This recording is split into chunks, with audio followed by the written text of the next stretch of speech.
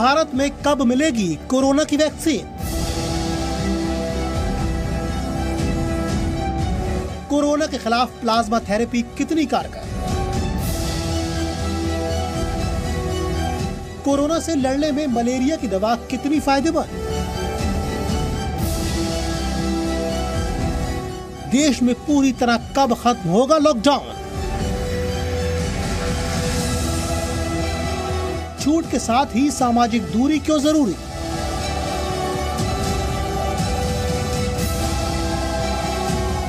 क्यों तेज हो रही है कोरोना संक्रमण की रफ्तार?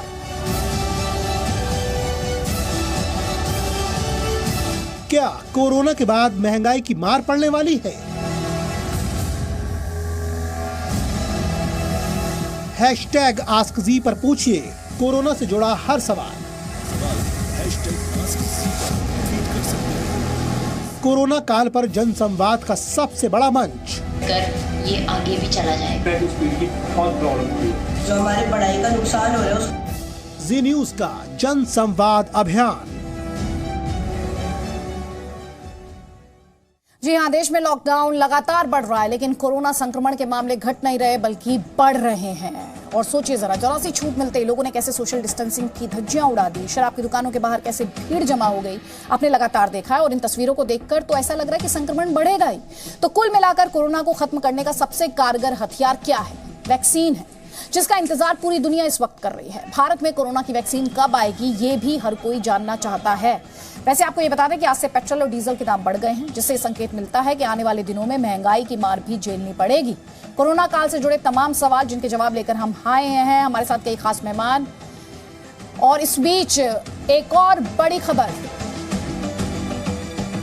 कि ये जेईई मेन और नीट की परीक्षाओं की तारीखों का ऐलान कर दिया गया है। जेईई मेन की जो परीक्षा है वो 18 जुलाई से 23 जुलाई के बीच होगी, वहीं जो एडवांस की परीक्षा है वो अगस्त में होगी।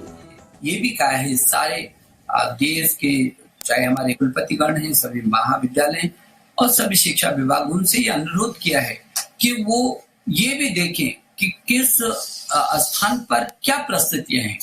यदि ये लगता है कि जुलाई में भी कुछ ऐसे स्थान हैं जो अभी इस त्रासदी से उबर नहीं पाई हैं, तो उनके लिए विशेष प्रावधान हमने किया है।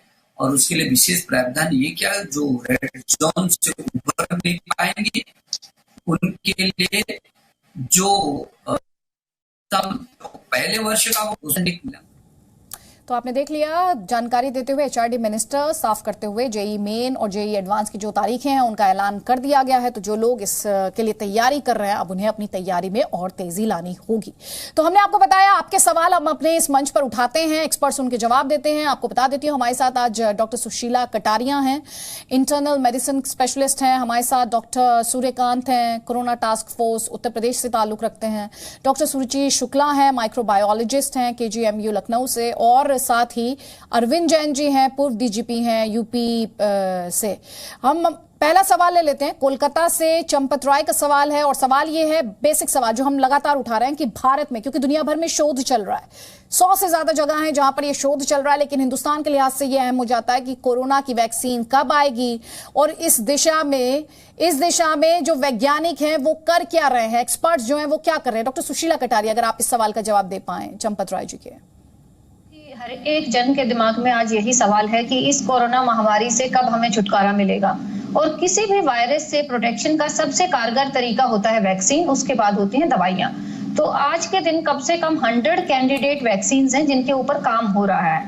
5 वैक्सीन ऐसे हैं जिनके ऊपर फेज 1 ट्रायल्स ऑलरेडी शुरू हो चुके हैं। ये पहली बार है शायद पूरे इतिहास में, विश्व के इतिहास में, कि इतना जोर शोर से एक वैक्सीन पे काम हो रहा है। अच्छी बात यह है कि थोड़ा सा इस वैक्सीन का हमें अनुभव सार्स 2003 के और मर्स 2012 के जो इन्फेक्शन के समय जो काम हुआ था वैक्सीन पे, वो भी शायद इसमें थोड़ा काम आ रहा है। लेकिन और जो जितनी भी रेगुलेटरी बॉडीज हैं उन्होंने भी बहुत जल्दी अप्रूवल्स दिए हैं ट्रायल कंडक्ट करने के लिए। एक नए तरीके के ट्रायल हो रहे हैं, एक से ज्यादा कंपनियां मिलकर काम कर रही हैं एक ही वैक्सीन पे। दूसरा, एक एडेप्टिव मॉडल तैयार किया गया है कि जब आप ट्रायल शुरू करते हैं तो नॉर्मली ये होता है कि एक ट्रायल जैसे शुरू हो गया आपको उसको पूरा खत्म करना पड़ेगा, आप उसमें मॉडिफिकेशन नहीं कर सकते अगर आपका कोई रिजल्ट ठीक नहीं भी आ रहा तो। लेकिन अभी एडेप्टिव मॉडल है कि अगर आपको थोड़ा मॉडिफाई करना है अपने ट्रायल को बीच रास्ते में तो वो भी हो रहा है। But all said and done, सब कहा अगर हम सब कुछ अच्छा भी हो तो भी मुझे लगता है 1 साल से पहले कोई इफेक्टिव वैक्सीन क्लिनिकल यूज के लिए, आम जनता के यूज के लिए आना बहुत बहुत मुश्किल है। अगर उससे पहले आता है तो वैज्ञानिकों की बहुत वो इसमें वाहवाही है, लेकिन 1 साल तो इसमें लगेगा। ठीक, सभी एक्सपर्ट से यही एक अपील की जवाब जितना छोटा रखेंगे उतने ज्यादा हम सवाल ले पाएंगे। डॉक्टर सुरुचि शुक्ला, ये अगला सवाल मैं चाहूंगी आप इसका जवाब दें। अभिषेक पंचाल हैं, साहिबाबाद में रहते हैं। उनका सवाल ये कि कोरोना के इलाज में प्लाज्मा थेरेपी का नाम काफी सुनने को मिल रहा है, ये कितनी कारगर है, कितनी इफेक्टिव है? जैसे कि पहले भी प्लाज्मा थेरेपी कोई नई थेरेपी नहीं है, पहले भी कई डिजीज या इन्फेक्शन, वायरल इन्फेक्शन के लिए प्लाज्मा थेरेपी का इस्तेमाल किया गया है, वायरल इन्फेक्शन के लिए। तो ये जो प्लाज्मा थेरेपी है इस बार भी इस नई वायरस के लिए यूज किया जाएगा। और अगर पेशेंट बहुत ही ज़्यादा सिवियरली इल है, सिक है, वेंटिलेटर पे है, तो हम लोग इसको ट्रायल पे ले रहे हैं। और जैसा कि हम सबको पता है कोई वैक्सीन अभी अप्रूव नहीं, कोई ड्रग अप्रूव नहीं है, तो that is the only hope what we are having कि हमारे पास एक प्लाज्मा थेरेपी है। ठीक, रमेश प्राशर नोएडा से ये सवाल पूछ रहे हैं कि कोरोना से लड़ने में मलेरिया की दवा हाइड्रोक्सीक्लोरोक्विन कितनी ज्यादा फायदेमंद है? डॉक्टर सुशीला कटारिया। देखिए, हाइड्रोक्सीक्लोरोक्विन बहुत ही प्रॉमिस के साथ यूज की गई है। इसको हम रीपर्पसिंग ऑफ मेडिसिन कहते हैं कि जो दवाई किसी और काम के लिए यूज हो रही थी हम उसको रीपर्पस करके कोविड में यूज कर रहे हैं। ट्रायल हो रहे हैं, बहुत सारे ट्रायल फेवरेबल आए हैं, कुछ ट्रायल इसके फेवरेबल भी नहीं आए हैं।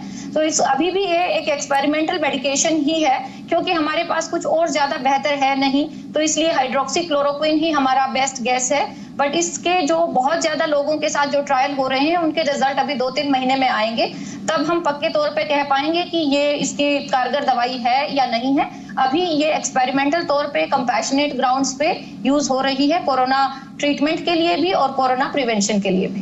दिल्ली से चंद्रमोहन जी का सवाल है, लॉकडाउन में छूट